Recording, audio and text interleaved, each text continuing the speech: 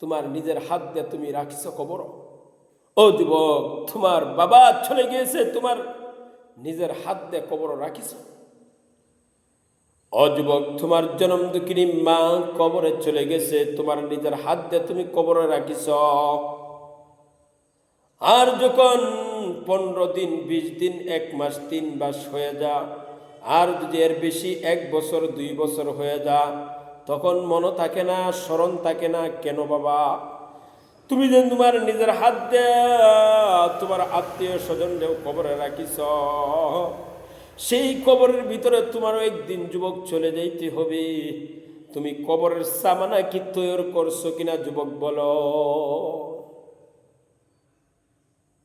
মালাকুল মউত আর জাহিল যখন আসবে, তখন কাউকে ছাড় দেওয়া হবে না। সেই জন্য